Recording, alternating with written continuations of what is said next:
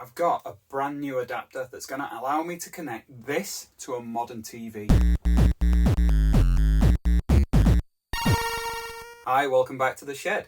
Kaico have very kindly sent me this adapter. It's their latest release and it will allow me to connect the analog out port from an N64, a Super Nintendo or a GameCube to a modern HDMI input on a TV. Now that's great because my last TV had all sorts of different inputs, so I could connect my Super Nintendo, I could connect up my N64 through the S-Video inputs and the RGB SCART inputs, but no longer. My current TV has plenty of HDMI inputs but very little else, so they've been gathering dust since. Now I've got this new adapter which promises to allow me to connect these consoles to my latest TV.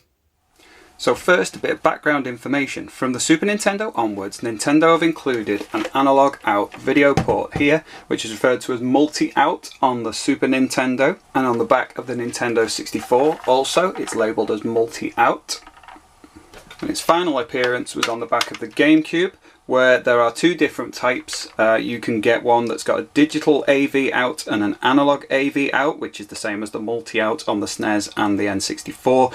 The digital AV out allowed for a better quality signal via component cables. I've already got a Kaico adapter which uses the digital AV out to get an amazing picture via HDMI. What this will do is simply take the analog signal, so it's not going to be as good as the digital out, but if you've got a GameCube that doesn't have a digital AV out, then this adapter will help you achieve the best signal possible, hopefully anyway, via HDMI. Now at retail, these consoles typically came with a cable like this. At one end it's got the plug to go in the multi-out, and at the other end it's got these three connections: the red and the white for the stereo sound signal, and yellow for the video. Now this is just composite video, which is like your most basic video signal. It will prove that your console works, essentially. Anything other than that, what you needed was a more specific cable, like an RGB cable or an S-Video cable. Now I've got a modified RGB cable for my Super Nintendo. You can't get RGB from a PAL N64, so I had to go with a modified S-Video cable for that, which got a great picture.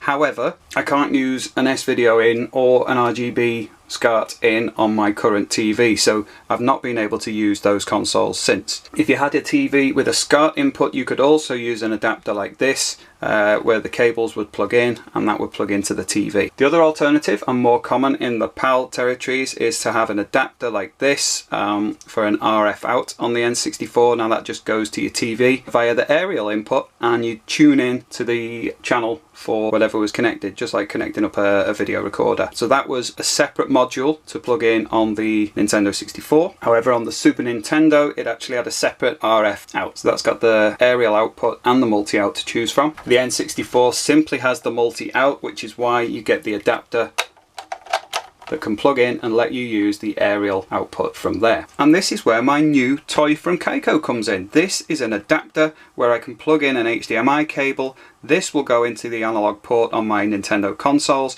and I will hopefully be able to get an image from all of these on my new TV.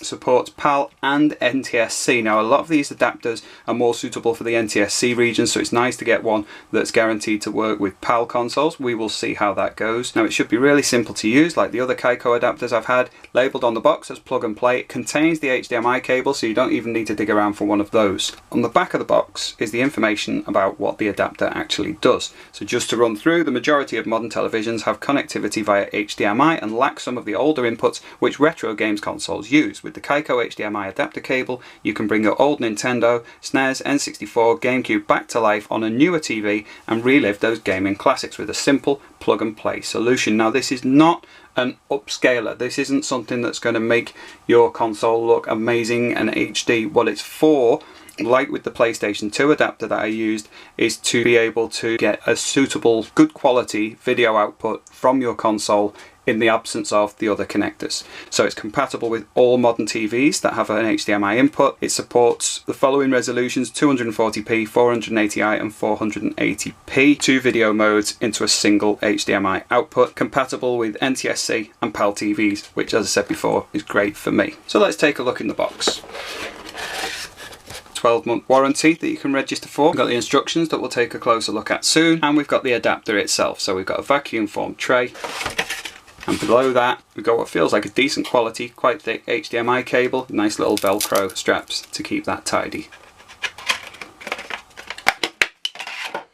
It's really securely held in there. So it's got an aluminium housing, the HDMI input, the little button opening there for the LED. There's also a micro USB here, which I assume is to do with powering it. There's no micro USB cable with it, but we'll see what it says in the instructions there. Some of the Kaico adapters are just simply, you plug into the console, you plug the HDMI cable in and it works. Some of them need additional power, which is where that comes in. This looks very similar to the PlayStation 2 one that I used that needed a USB input to power it, so we'll see how we go with that. So we've got our quick start guide. We've already read through the introduction, that's the same as on the box. So the features: video and audio in fully digital HDMI format with zero transmission loss, works with the majority of HDMI compatible televisions and monitors, hassle-free, plug and play as you go, supports all N64 display modes, 240p, 480i, 480p on both PAL NTSC consoles, provides advanced signal processing with great precision, colours and resolution, no power adapter, no messy charging cords, just one single HDMI cable. Specifications: so we've got the size, cable length, the weight and so on. Power consumption very low, below 2 watts. A supported video input mode, all N64 display modes including 240p, 480i, 480p. Supported video output mode, outputs pure digital HDMI video and audio. So I'm noticing that the bulk of the instructions are referring to the Nintendo 64. That's where the real need for this comes in. It will be great to have it useful with the Super Nintendo, but you see, for me, I've got my Super Nintendo Mini that's already got an HDMI connection. It's not quite the same as the original hardware, but it's great to be able to play those games. I've also got my GameCube connected up via component signal on my HDMI adapter, so that's fine on my modern TV, but there's not been a way to use the N64 so far, so that's the real need for this product, and that's what I'll be focusing on in this video today. Remove the previous cable, plug one end of your HDMI cable into the converter, the other end into a free socket on the TV, power on your N64 and your TV, make sure the TV's AV input's been switched to the correct input where the N64 is connected, and the Kaico HDMI adapter LED has got 4 different colours. Okay, so this is what we need to be paying attention to. The LED just here can light up green, which is where you've got S-Video, which is NTSC and smoothing on, red, S-Video, NTSC and smoothing off. Blue is composite, which is PAL and smoothing on. Yellow is composite, which is PAL and smoothing off. So my thoughts are, it's going to look a lot better if you've got an S-Video signal from your console, which I can't get from my current one, but I'm going to see how it looks with composite via HDMI. It says, remember, not all PAL consoles support the S-Video signal, and therefore composite modes will only work with these console versions. We'll see how it goes. That's it. Our Kaico HDMI adapters are plug and play and very simple to use. Please note, the HDMI adapter does not upscale or tweak the image. If you are looking for more control over your image, then please consider the open source scan converter by Kaico. Still planning on doing a separate video for that another time. So essentially this is like having this, but enabling it to plug you into a different TV. So the picture quality might not be great, but it will allow me to play on the console.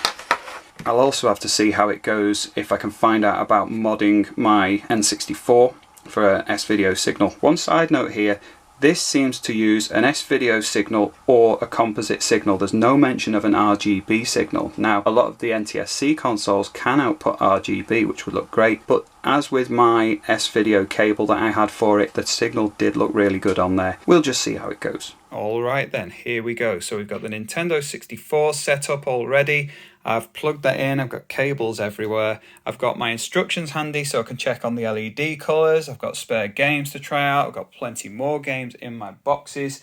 And we've got our Kaico adapter with the HDMI cable plugged into it. However, what I'm going to try first is my original composite cable. I'm going to plug that into the TV, and that's currently plugged into the back of the N64.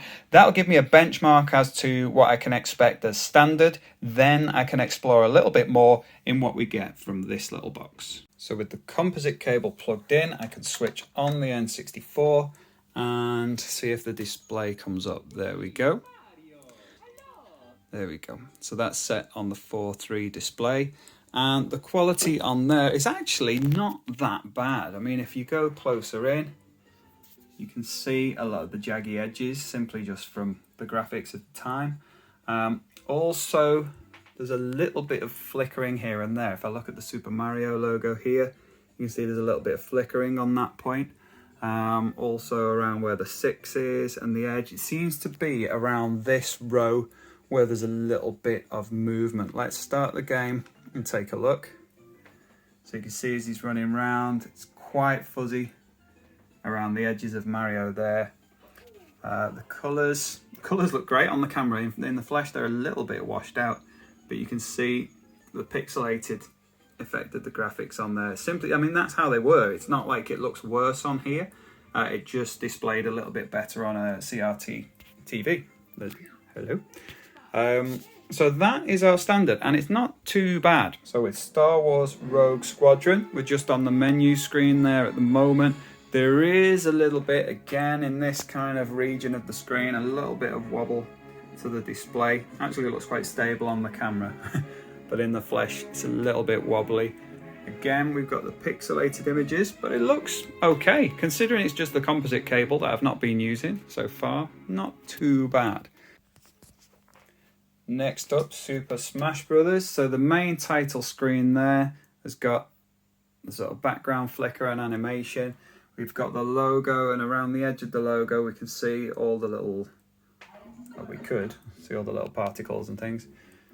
So in the demo mode there, again, the camera's picking it up and making it look really good, but it's quite sort of pixely and flickery. Mario Kart 64, so that's loading up there. Again, this is just on the standard composite cable, just to get an idea of what the basic display looks like. Main display on the first splash screen there. If we go close in, we can see the pixel jaggedy edges on the text there. But generally, looks pretty good. So that's our standard. So we know we can get a half decent picture with just the composite cable. But close up, if we go to the menu screen, you can see that the actual quality of the image could be a little better. That's like our standard that we're working with at the moment.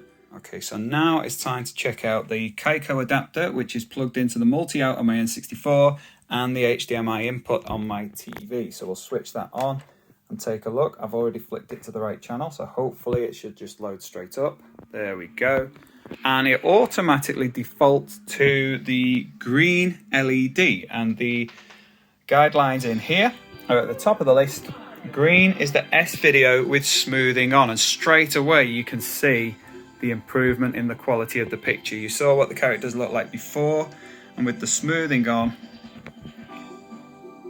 it looks really, really clean. Now let's try it with the button so we can swap between the modes. So this is S video with smoothing on. I was surprised this works on my PAL console, but that was a pleasant surprise. We'll swap to red, which is the S video with smoothing off. Again, it looks good. The pixelated image is there, but it's much cleaner, much crisper than it was through the composite cable. And now we'll swap to the PAL modes. So PAL with smoothing on. Just skip past there. Not quite as good as the S video, but still looks really good. Let's compare that to the pixelated version. And you can see the differences there. And we swap to the S video with smoothing on. I need to pick a game where I've got something a little more of a steady image so we can do some comparisons. But so far, with the green LED there, looking at the quality of that image there, and the sound's coming out great too, I think this is really good. So we're going to give it a test with Super Mario 64, particularly the Mario head screen. Okay, so again, this is lit up in green, and this is our Mario that we can mess about with and prod and poke his nose and so on. And that is with the smoothing on and the S video signal. And you can see, I mean, when you look really close up, it looks a little bit murky. But if we compare that to the pixel version, the unsmoothed version, you can see the difference straight away in the edges. So that's with the smoothing off. And then we'll swap to the PAL with smoothing on, PAL with smoothing off. And back to the original. Now I think the S video signal, like this, looks really good. Let's take a look at where you've got, do you know, I wish it would just stay. Let's tell you what. Okay, so I'll start.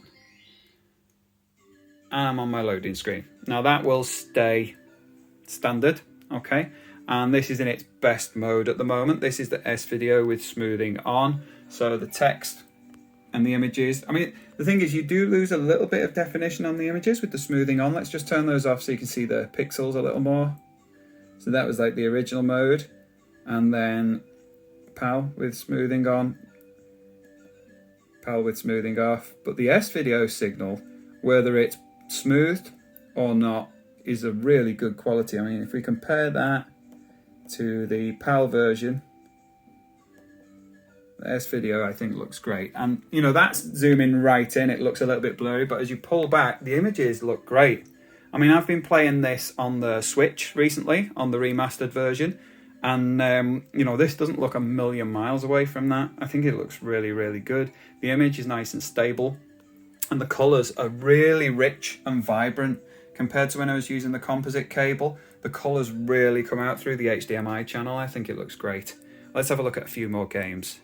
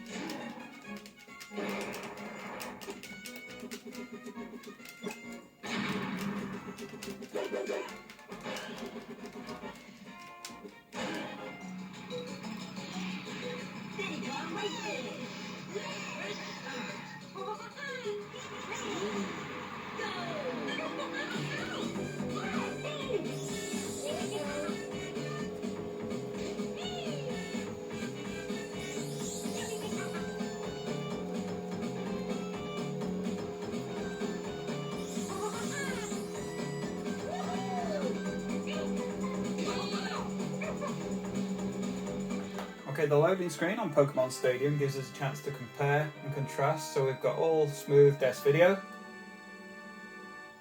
unsmoothed, smooth PAL. Now with the smooth PAL, there's a little bit of movement on the screen in terms of this kind of slight flickering. This is with the yellow, which is composite PAL smoothing off. So this is the absolute basic. There's a slight kind of wave of movement. I'm not sure if the camera's picking it up there.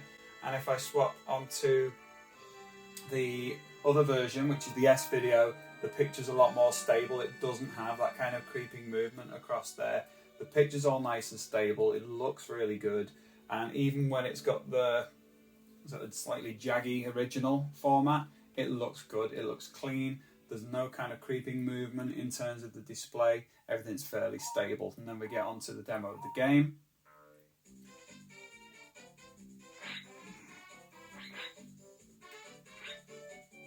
Swap onto smoothed PAL. You lose a lot of the definition in the text on there where it's smoothed out, and the picture looks a little bit murky, but still good enough to play. If I cycle back to that mode, I think that looks really, really nice. I think that's going to be the most playable for a long time. The character models in this are hilariously blocky for the time, and the smoothing works quite nicely with them. If I swap back to the original, you see a lot of those jaggies on there, and the smoothing works quite nicely for sorting those out. So this is all with smoothing off. Just moving along the corridor here. It's not a corridor, is it? Like a vent. We do the same the other way, and we just turn the smoothing off for a moment, see how that looks. Again, like movement and sudden movement and things like that, there's no flicker, no tearing on the screen, nothing like that. Everything moves really smoothly. The only issue is that I cannot remember how to play this game, and it all feels very awkward. So I'm just loading up Ocarina of Time. So we've got Hyrule Field coming into view. We are on the green, which is the S video with smoothing on, and it looks fabulous. I'm just going to try swapping to, we've got red, which is S video with smoothing off. We'll go to PAL, composite with smoothing on, and then we're going to switch off the machine. What I'm curious about is, does it remember? Does it keep a record of what you were last on? So when I switch back on, does it default back to the green? No, that comes on and the blue LED is lit up. Now this is great because it's a very short cable there, and this is going to be around the back of your console, and essentially once it's set up and once you know which setting you like, you don't really want to be messing about every time, and it's good to know that it'll remember what your most recent setting was. So this is now on the PAL, smoothed, okay, as it loads up. And there we are on the main display. Around the edge of the text with the PAL version, there's a little bit more flickering. If I swap it back to S-Video, everything seems a little bit more stable, a little bit smoother. But the colours look rich and vibrant. And, you know, considering the graphics that we're working with, it does a nice job of smoothing all of those out. So just back to where we were investigating the Star Wars logo before. That looks a lot cleaner there. It's sitting fairly stable on the screen. Oh, this looks great. We're going to finish off with a bit of Tony Hawk's Pro Skater 2. This uses the expansion pack, so this is really going to be pushing the graphical capabilities, and we'll have a chance to see if there's any flickering or issues or screen tearing as we go through and play the game. So let's see how we go. Now it's on display screens like this where it's a whole static image that you can see very, very slight flickering. But if you remember, when I had the original composite cable connected up, there was actually quite a lot of flickering. If anything, this adapter helps to stabilize that signal. So that's the signal that's coming from this. It's the TV and the way it displays it. There is still a little bit of movement and flickering, but compared to using the standard composite cable, it's an improvement. So it's not an issue with the box. The box, in fact, makes things appear a little bit better.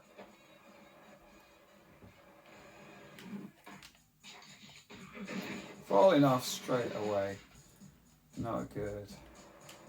I have got so used to playing Skater XL on the PS4 and my thumbs are not used to these controls. There we go, we've managed the heel flip. I'm moving around a lot at quite a rapid rate and the display is really smooth. There's not a single bit of screen tearing, flicker. There's very little in the way of artifacts on the screen. I'm really impressed with this. I think it looks fantastic and I'm looking forward to making my N64 part of my current setup again. I've got loads of games I'm looking forward to playing. So there we go.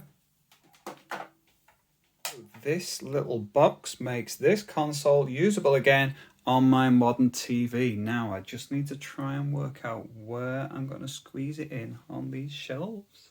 Right, so that went much better than I expected. I was thinking because it's a PAL console that I've got, that I would only be able to get the composite signal out. And even when I saw that it was working with the S-Video signal, at first I thought it's probably not going to be any different. It's just going to be the same display. But on testing lots of different games with it, it did look a little bit better, only a little bit better with the S-Video signal than it did with the composite. And the smoothing, although it wasn't perfect, I mean, this is an old console and the resolution is quite low compared to the modern consoles. So I was pleasantly surprised. It was so easy to use. I was a little concerned earlier on when I saw that there was the micro USB. I wasn't sure if that was needed for power, but that was unnecessary. You just simply, as it says on the box, plug and play. This just goes in between your HDMI cable and your N64 console, and it works fine. I know that this will work with GameCube and it'll work with Super Nintendo. I think I'll save that for a different video if there's interest. If you want to see me do that, let me know. I can definitely set those up and try it out. But I wanted to keep it focused on the N64.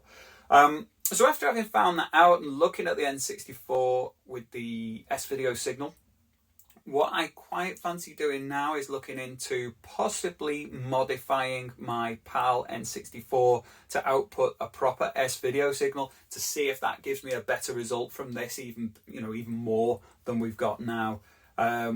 So that is another future project on the list now, which I'm looking forward to trying out and getting hold of the bits and pieces for that. I just want to say that Kaico did send me this for review. I have looked at a number of their products in the past and they were curious to see what I thought of it. I've not been paid to do this. They genuinely wanted me to feedback on what I thought of it. And while the output of the signal from the video isn't perfect, we didn't expect that in the first place. This isn't an upscaler. This is something that can display to a competent standard the video coming from the console. We did do the comparison with the standard composite cable, and this does look miles better. It's on Kaico's website at the moment, around £50. I think it's £49 on there at the moment. I'm not sure about other currencies. So it is quite an expensive piece of kit, but it is the best, easiest, most convenient way I've found of displaying an N64, particularly for a PAL N64 like I've got. There might be other options for NTSC, but if you're in the UK or you're in PAL territories and you've been missing playing your N64 on a modern TV, this is a really worthwhile piece of kit.